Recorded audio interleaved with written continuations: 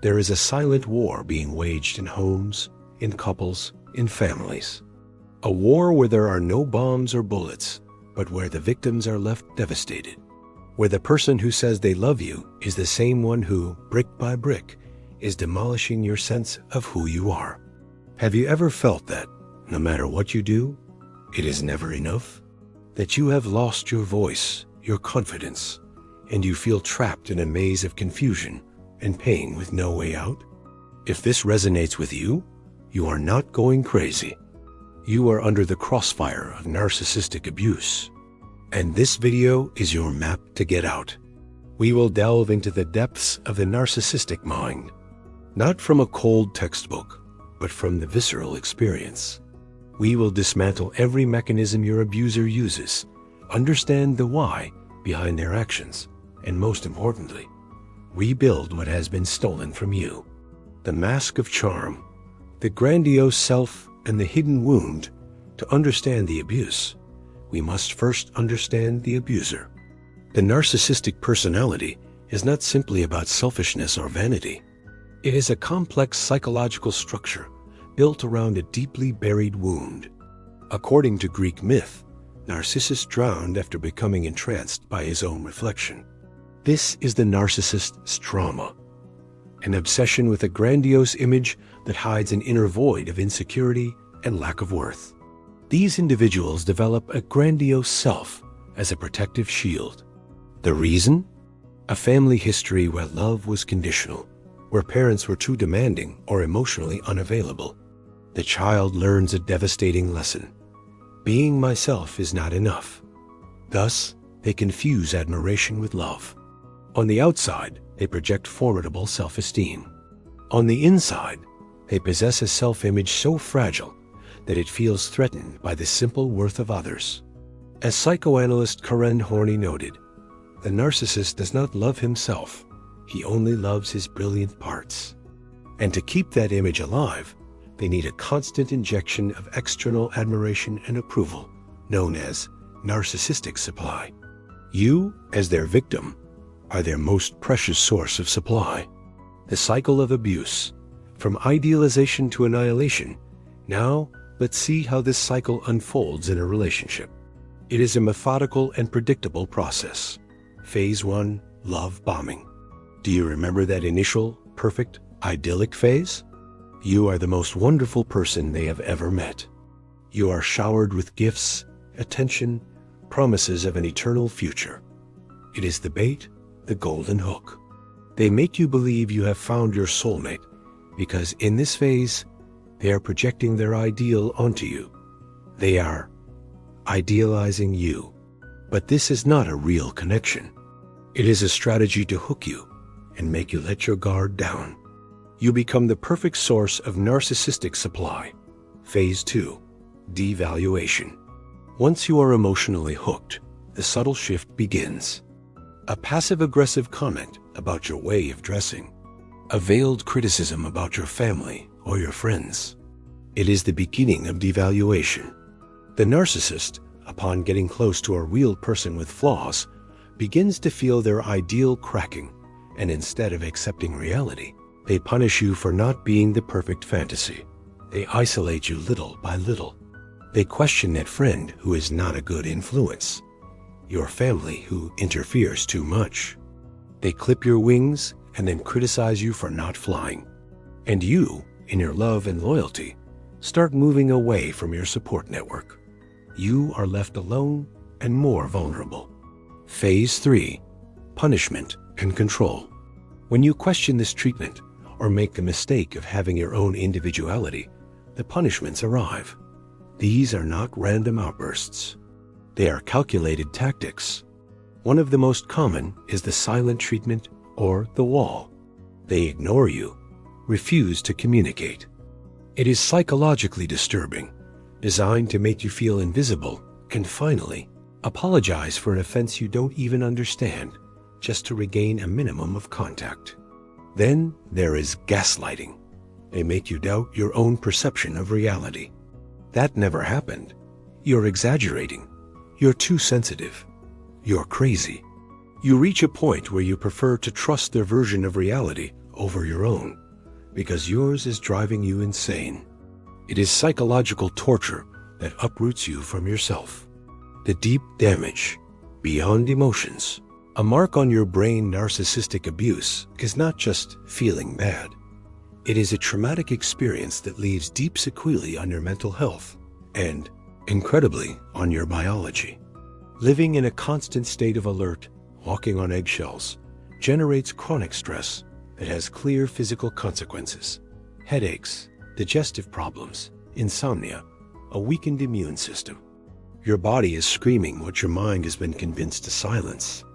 At the brain level, this constant stress affects key areas.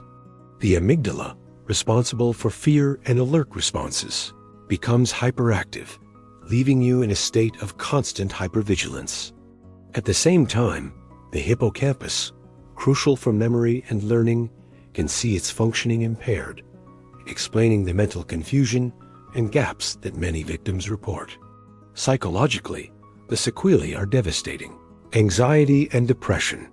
The permanent state of alert and feelings of worthlessness can trigger these disorders. Learned helplessness. After so long feeling that your actions don't change the outcome, you give up. You stop fighting, responding. You lose all hope. Damage to self-esteem and identity. Changes in personality install themselves gradually. You reach a point where you feel you are no longer who you were. Toxic guilt. The abuser convinces you that you are the cause of their behaviors. Their favorite phrase is, "Look what you're making me do," and you end up believing it. But perhaps the most serious consequence is post-traumatic stress disorder, PTSD, or more specifically, complex PTSD, C-PTSD. Unlike simple PTSD, caused by a single one-time event, C-PTSD is the result of prolonged and repetitive trauma over time, exactly like narcissistic abuse. Its symptoms go beyond flashbacks and include profound problems regulating emotions, a shattered self-image, and extreme difficulty trusting others. The great controversy. Are narcissists aware of the damage they cause? Now, let's address the topic that will surely generate intense debate in the comments. Are narcissists fully aware of all the damage they cause? The uncomfortable answer, and based on the observation of their behavior, is that, for the most part, yes, they are aware on a tactical level. They know exactly which buttons to press. They know your insecurities and your past wounds because you entrusted them with that information during the idealization phase, and they use that knowledge as an instruction manual for your control. It is not that they lose control. They choose with surgical precision when to yell, when to give the silent treatment, when to throw a hurtful comment. They do it with a clear objective, to maintain control and superiority. However, their awareness is limited. They may not be aware of the depth of the pain they cause because they lack emotional empathy. They cannot feel your pain, but they understand the dynamics of power perfectly. When they are discovered, they do not apologize sincerely. They act. They change the script, play the victim, try to manipulate the narrative so you doubt what you saw, felt, and lived. To stop seeing them as sick people who can't help it is the first revolutionary step to take away their power. It is taking responsibility that it is not your fault, but it is your responsibility to get out. The way home. Recovery can rebuilding your identity. Recovery is not linear. It is not a sprint. It's a marathon.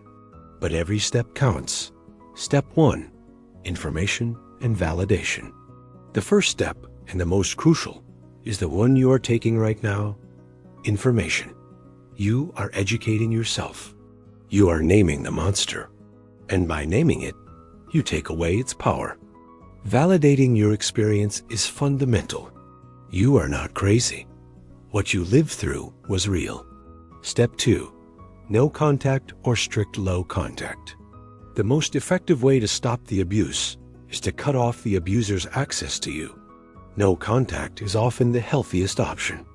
If it's impossible, establish contact under strict rules. communication only for essential topics, without deviating into personal discussions, and setting unbreakable boundaries. Step 3. Reconnecting with your intuition. We will do exercises to reconnect you with your inner voice. Your intuition is your compass, and the narcissist managed to demagnetize it. Start trusting those gut feelings, those visceral sensations again. Step 4. Healing the trauma. For complex PTSD, specialized therapies like EMDR, eye movement desensitization and reprocessing, have proven highly effective. This therapy helps reprocess traumatic memories stored dysfunctionally in the brain, allowing them to stop triggering the same intense pain response. Step 5. Rebuilding your identity. Narcissistic abuse doesn't steal things from you. It steals you, your essence, your joy, your light. This step is about rediscovering who you are. What do you like? What are your opinions? What are your dreams? Completely separate from that person. It is a process of grief and rebirth. You will mourn the relationship you thought you had, and you will get angry. And that anger, channeled correctly, is the fuel that will propel you towards freedom. Today's journey is the beginning. It is the survival and rebirth manual you need. So get ready to embark on the most important journey of your life, the journey back to yourself. If this video is resonating with you, if it's giving you clarity, or even if it's stirring things up inside you, it's a sign that you need to hear this. Please give this video a like. It is a small action that not only supports this channel, but helps the algorithm show this message to other people who, right now, feel as lost as you might have felt before. Leave a comment below sharing your experience, or simply write, "I'm on the path." The community that forms here is a fundamental pillar of support. Subscribe to the channel and hit the bell, because this content is just the beginning. We have so much more to delve into, and you can't miss it. And lastly, in the comments, suggest to me what other related topic you would like us to cover in a future video. Your voice matters. Together, we can bring this silent epidemic to light.